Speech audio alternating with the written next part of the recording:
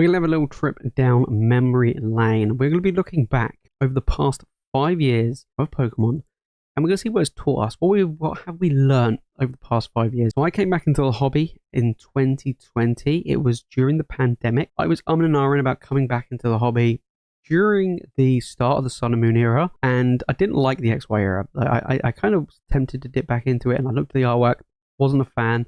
Evolutions came out, and I was like, oh, look, it's basically like the base set. This is pretty cool. And then Sun and Moon came out, and the first few Sun and Moon sets I wasn't interested in. Base, Guardians Rising, Burning Shadows.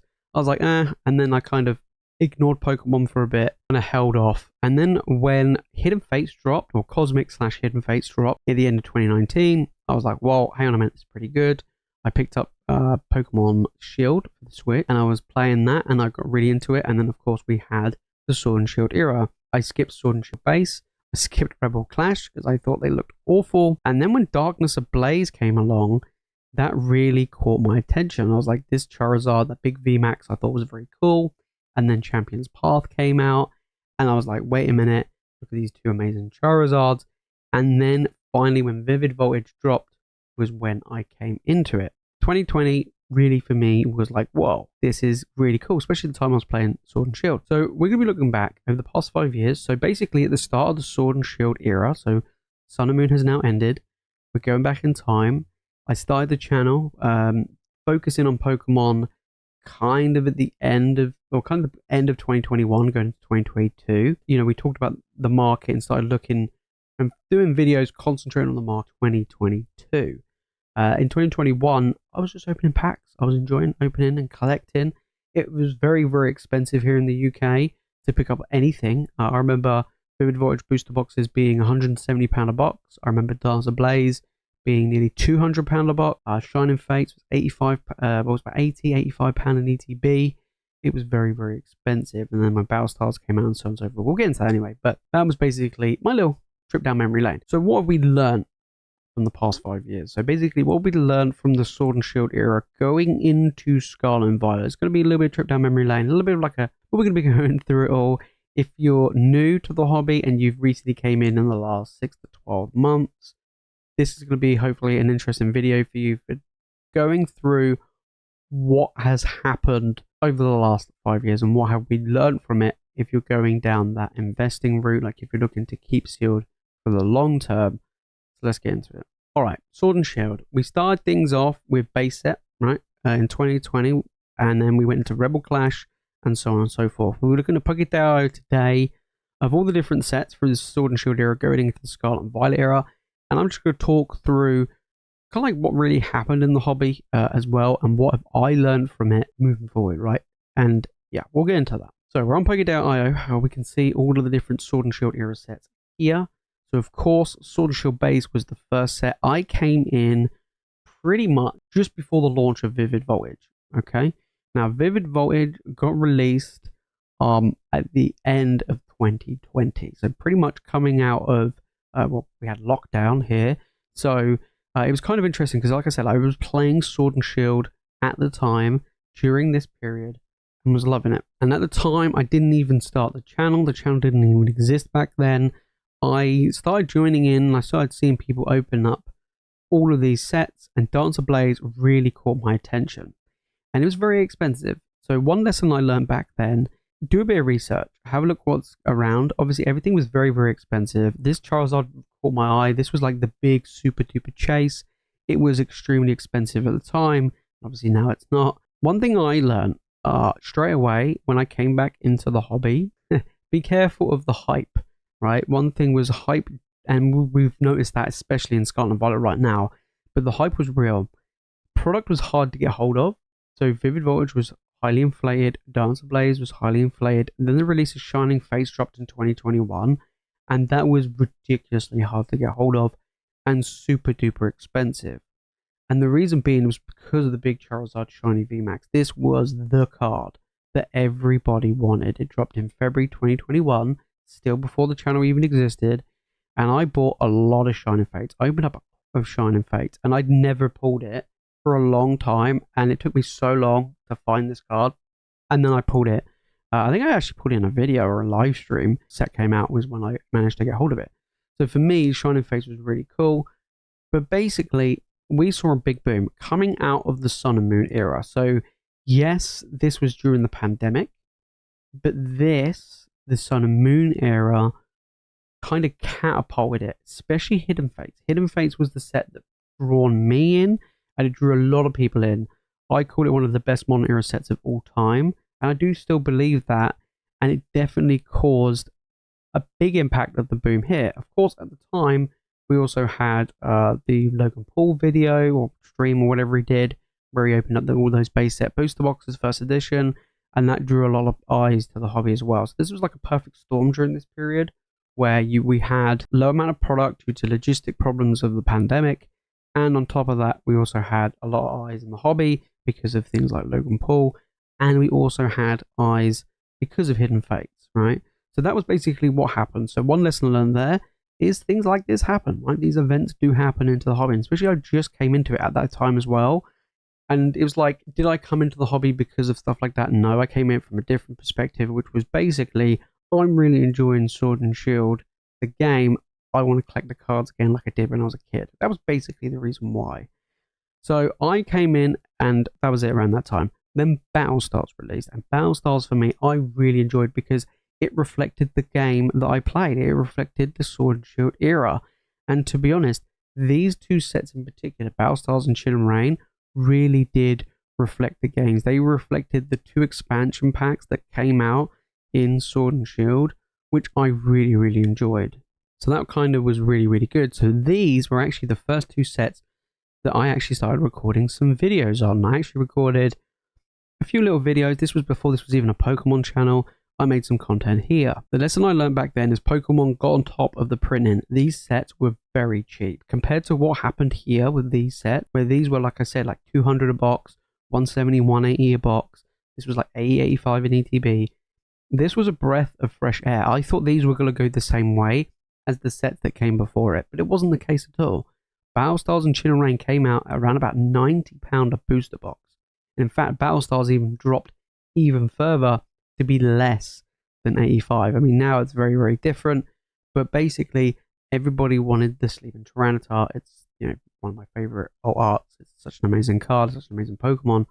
But I love the artwork of this set, and I actually have a master set of Battlestars because I really did like it. But they were cheap, right? These booster boxes, I'm telling you now, nobody cared. Nobody wanted to get these sets. This is another lesson I learned, is when stuff is dirt cheap, don't miss out on it. Simple as that. We take it for granted now. Could you imagine, like, these booster boxes now, Destined Rivals, could you imagine Destined Rivals when it was 90 a box right now? Would you go and buy it? Absolutely. But these were 90, no one cared. And these are very good, especially Chin and Rain. Chin and Rain was an incredible set, insane amount of value, big chase cards. It was a fantastic home run set, ton of amazing arts, legendary birds, you name it, big chase card, the Blaziken as well. But they were, like, you know, like I said, 90 a box, no one cared.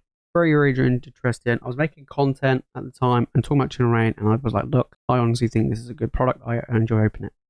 Then Evolving Skies came along. This shook everything. This kind of flipped everything on its head. It was like, now bear in mind, this was 100 a box when it came out. So it was a little bit more expensive than these. It went to like 110, 120, but this was basically 100 a box every day, right? And there was a ton of it around, like an abundance of Evolving Skies. And we look at Evolving Skies, right? You look at the overall value, $5,000, right? We look at a sealed product, right? A booster box. We're sitting at a nice healthy 2.2k. This was 100 when it came out. And again, this was a set that nobody cared about, even over the last 6 months. It's gone from like 1.2, 1.3k, and it's gained $1,000 in value. So I learned a really interesting lesson with Evolving Skies, which was there are sets that can just pop off, right? And I made content talking about Evolving Skies. I think everybody did, right, at the time. And it was like prices were going up. It was getting harder and harder to get hold of. Pokemon reprinted it, and then they reprinted it, and then I think they did like 4 reprints of this set. They printed a crap ton. And at the time, it was like over 200 a box. And I did a video going, look, there's going to be more Evolving Skies coming. Don't spend 200. At the time, having a $200 box was insane, because at the time, Chin and Rain was 90, Battlestars was less than 90, even Vivid Voltage and Dancer Blaze had dropped in value back down to the 100 range. So everything was falling. So it was like, why is this one set $200?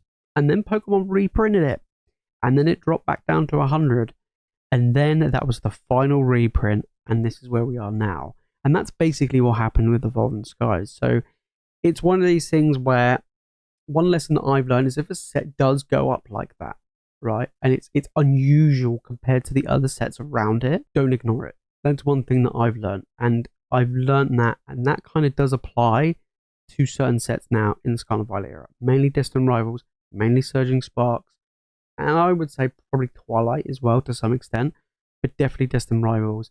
And for me, it's like, don't ignore it. Very unusual compared to the rest of the sets that came around it, and especially if they were sets where they were good, right? And Chill and Rain was a good set, so it kind of feels kind of weird, right? Then Celebrations came out, 25th anniversary. This is going to be another lesson learned. Hype extreme. People were scalping this like crazy when it came out, but there was a crap ton of celebrations. An absolute crap ton. I remember going outside and queuing up for this, and like, it was huge queues. Absolutely massive queues. People were just grabbing as much as they can. It was kind of like what it is now, right? That's what happened with Celebrations. But Pokemon printed a lot of it, and that's what happened. It kept the prices down for such a long time.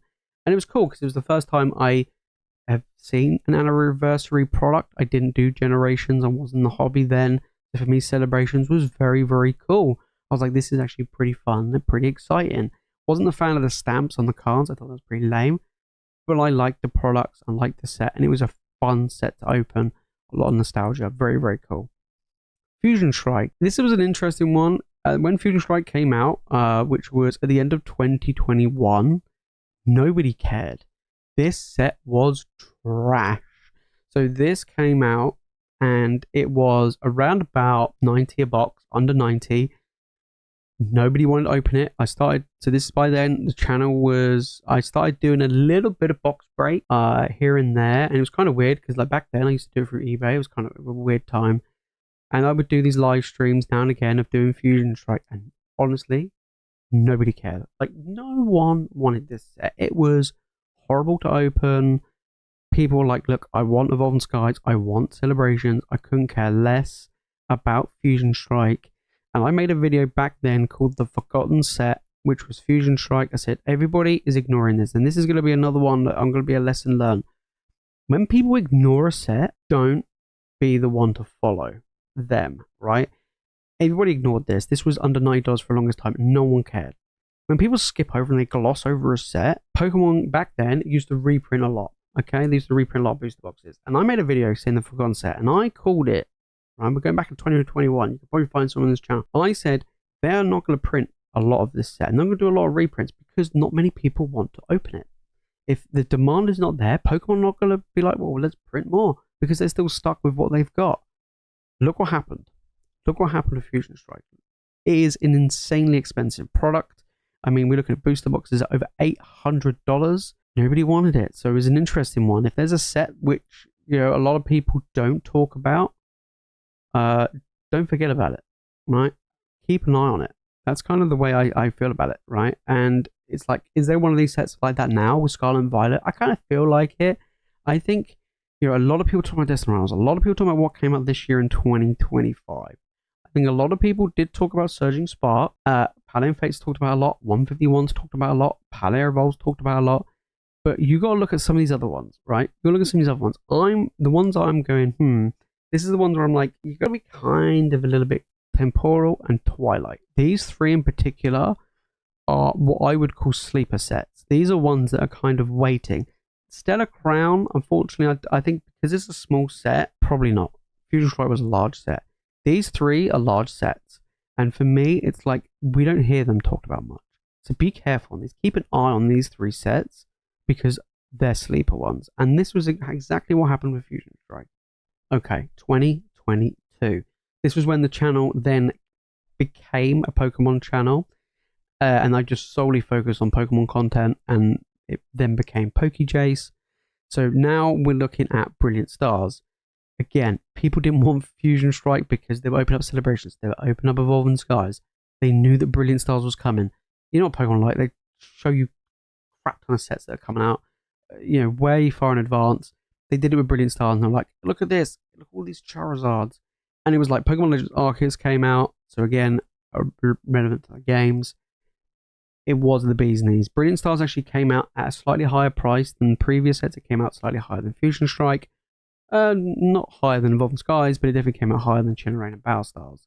And they introduced the Trainer Gallery, which was like, oh my days, we've got this new subset. It makes pull rates a bit better.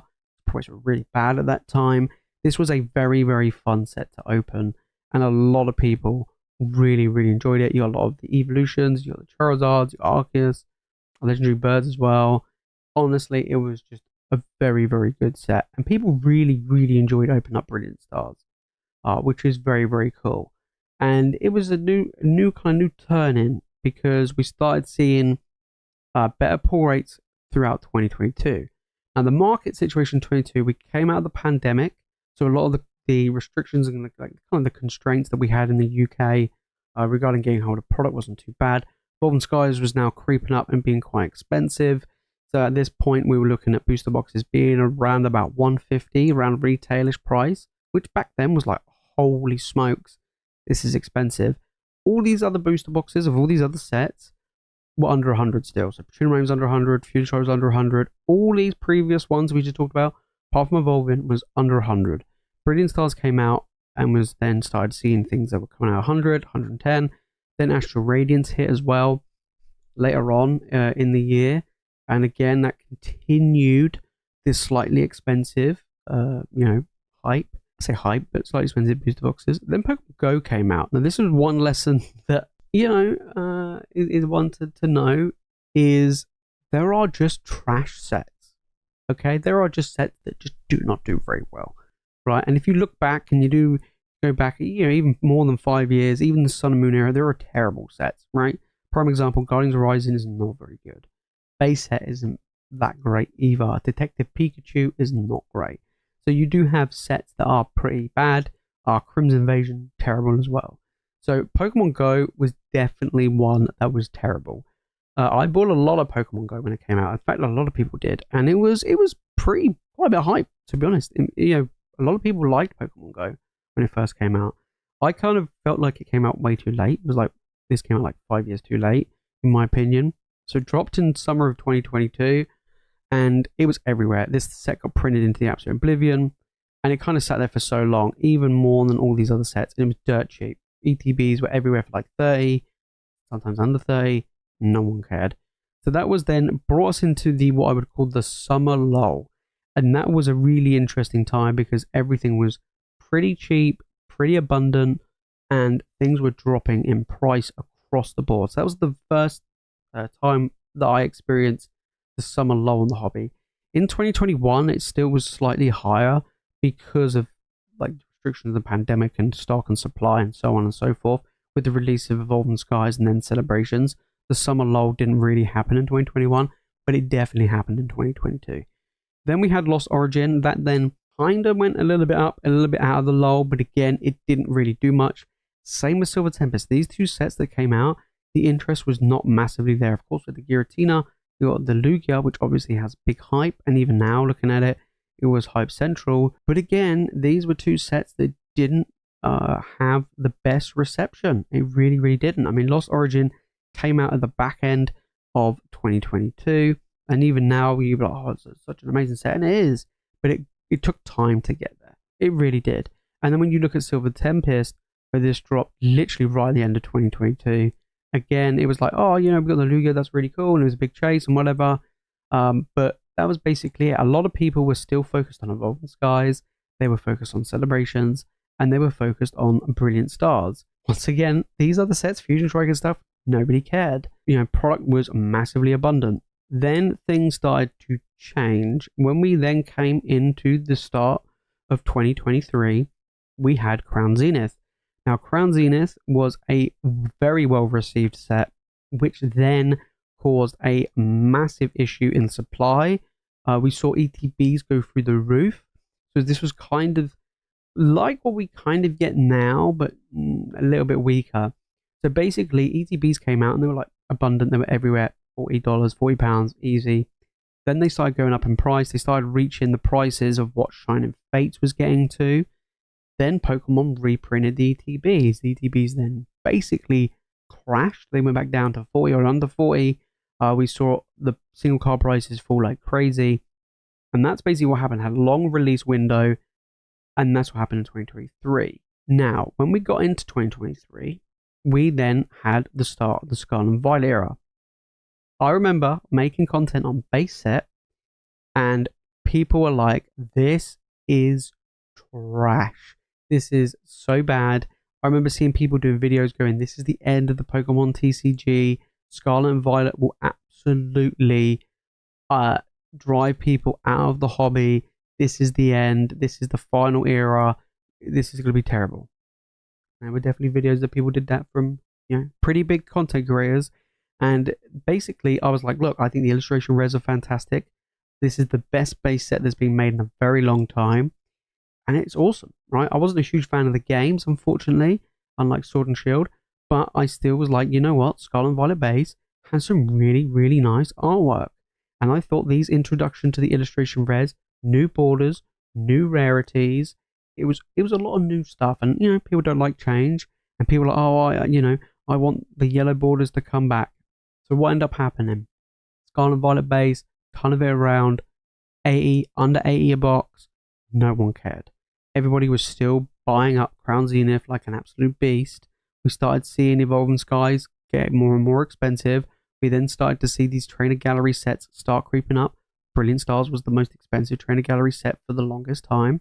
And everybody was on basically Crown Zenith, Brilliant Stars, and Evolving Skies. And then what ended up happening is then Paldea Evolved came out. And Paldea Evolved, which came out in the summer again of 2023, nobody cared. It was another set which everyone thought was trash. We had the Magikarp. The Magikarp wasn't the most expensive card. It was the Iono. Back then, we had 2 back-to-back sets where the biggest card in the set was a full art trainer. People weren't too happy.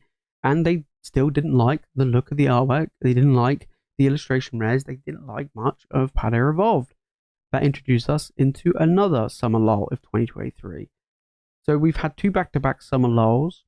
Very, very interesting. Then Obsidian Flames dropped, and this was like, oh, is this going to be another Dancer Blaze set again in August? So this is hitting into the summer. And again, this was a set that did not perform very well.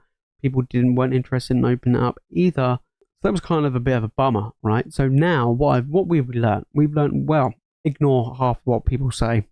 And the reason is because these aren't terrible sets. I mean, Obsidian Flames aren't the best, but these 2 in particular aren't terrible, especially Paldea Evolved. It just isn't the case, right?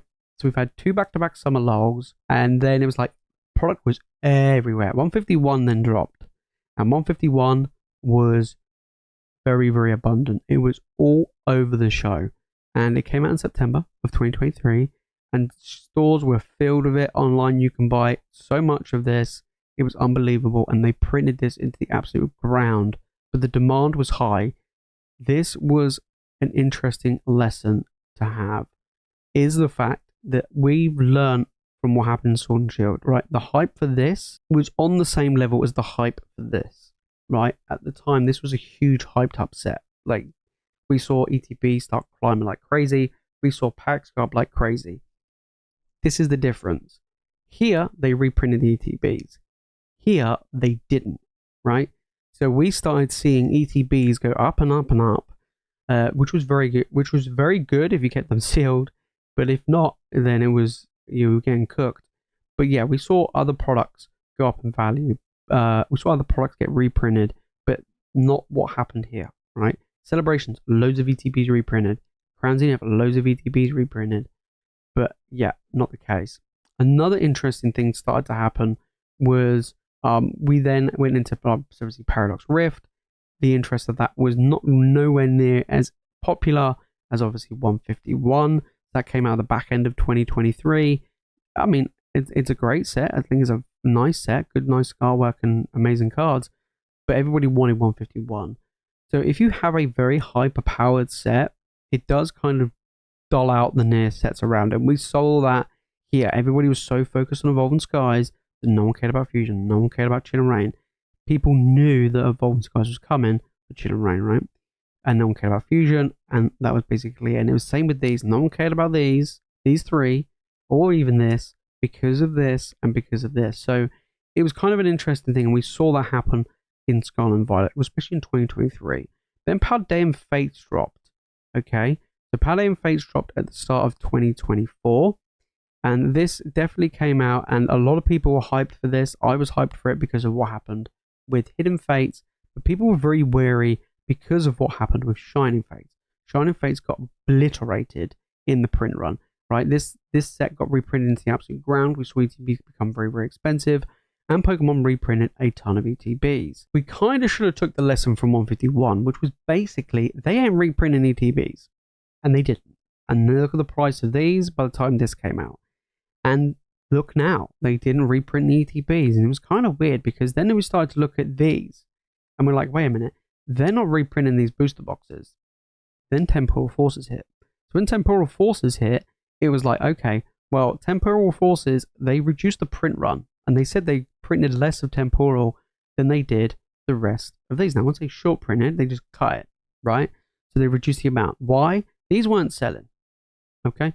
These first 4 sets were not selling. 151 was, but these weren't. So why would we then make the same amount as we did for these? Okay? So basically, this was the start of when they started to cut things back. 151 was still super popular. Paldean Fates was, popular, but there was a lot of it around. Temporal Forces came along. And again, this is what I talk about. These 3 sets are sets which not many people talk about now. Keep that in mind. Twilight Masquerade was the first set which really saw what happens when you cut a print run of a set. Booster boxes of this started to creep up quite heavily. Of course, had the big chase card and Greninja. They also made the pull rates a lot tougher. That was one thing that was very, very interesting is at the start of the Scarlet and Violet era, so this is another lesson, is pull rates really do impact the value of a set and the desirability of a set. When you have very, very good pull rate, then it makes the desire for the set not always the best. That doesn't happen with Crown Zenith because it does have good pull rates. But basically, here's what happened, right? Tough pull rates, tough pull rates, tough pull rates. All of these tough pull rates. In fact, definitely tough pull rates. These pull rates gotten better. Okay, these pull rates was incredible. And then when these came out, these pull rates were absolutely incredible, right? Even 151. All of these pull rates incredible. They cut print and they increased the pull rates of this, and then they did it even more so in Twilight, and they kept it going. Shrouded had a weird botched release, lots of product delays, and again, like I said back at Pokemon Go, lesson learned, there's always at least one terrible set. It's this one. Then you had Stellar Crown, which there wasn't as much hype for this. Why? Because guess what? They announced Surging Sparks. So before this even came out, they were already showing us what's coming in this one, which basically happened, oh wait, with Fusion Strike and even these other sets where they're like, by the way, look what's coming out here compared to what was being released now. And this still happens now. So this had basically happened with Stellar Crown. It was like, yeah, I don't really care about this one, but look at what's coming in Surging Sparks. Surging Sparks was the start of the terrible place we're in now. This came out at the end of 2024, and we had the release of Pokemon Pocket, which was the mobile game, which brought a lot of eyes. So back then, here, like at the start of the Sword and Shield era, a lot of eyes were brought in due to the Logan Paul boom, as you want to call it, and also restraints with the pandemic and logistical issues. Okay, back in 2016, when you go back to this era, was when Pokemon Go came out. So you had a lot of eyes that came into the hobby back then. So now we have Pokemon Pocket. We've learned that lesson with Pokemon Go. We've learned that lesson with influencers influencing the prices of stuff. This basically was. And then before this set came out, they're like, by the way, you know how much you loved Evolving Skies? Well, here's a new set that's coming out. It's basically going to be Evolving Skies. So then Prismatic dropped, and this was game over. 2025, the year we're in now, and as we know, guys, is dire. Since then, we've had super highly hyped set across the board this year, and we're in this cycle. And it's like, what have we learned in the past, and what can we look at in the future when we go into the next generation, and so on and so forth. We're currently in uncharted territories because we've never had sets that have come out at MSRP or over MSRP. None of the Sword and Shield era came out at MSRP. They all dropped as soon as they would. Well, first they came out under MSRP. Even during the pandemic, these came out under MSRP. Vivid Voltage and Dazzle Blaze, but then they shot up due to popularity and lack of supply. But all of these, even Evolving Skies, was well under MSRP for a very long time. Same as the majority of the Scarlet and Violet era. But this, like Destined Rivals, we're in a place now where we're in uncharted territories. This is going to be potentially down the line, going to be a new lesson learned, is the fact that this can happen. So we are here now, and this is a brand new set.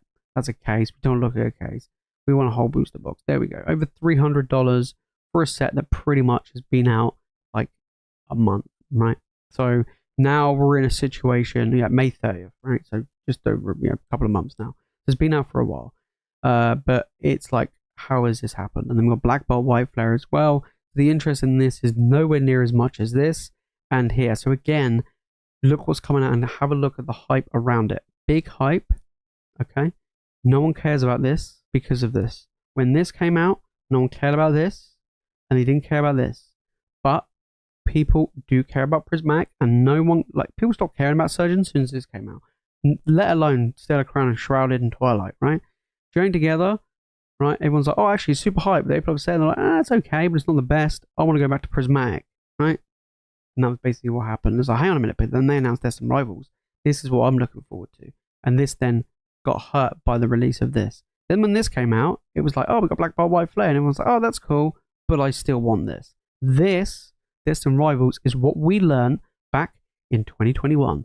We are literally repeating itself. And yes, Evolving Skies and Destined Rivals are at that, in my opinion, at that same level. So yes, we are in uncharted territories regarding the market and things getting expensive, but we've learned these trends from what happened during the Sword and Shield era. When the certain sets that people care about, they hyper-focus on it. The sets around it get hurt, but they're good pickups, right? That's the interesting thing. You imagine, you pick up Fusion Strike under a $9 box. You're laughing, right?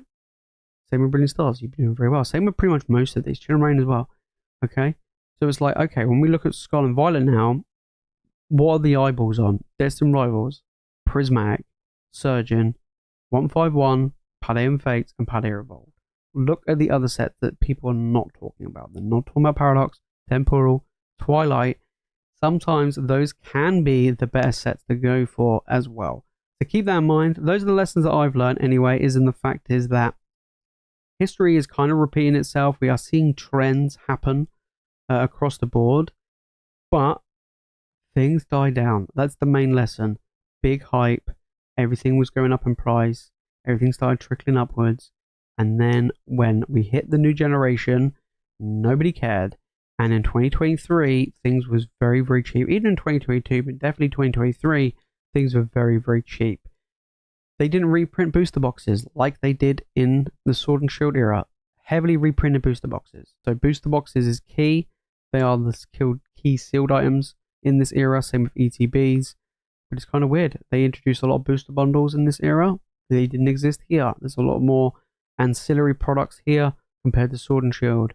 So yeah, ultimate lesson is don't always follow the hype.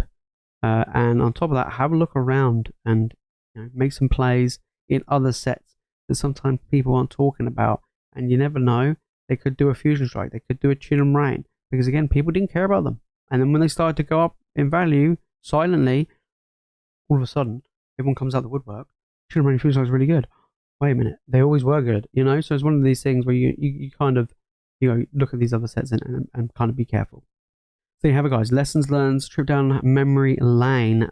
We're in, like I said, uncharted territory where stuff is coming out above MSRP and some stuff is going back down. Like Joined Together came out quite high and now it's dropped down to MSRP.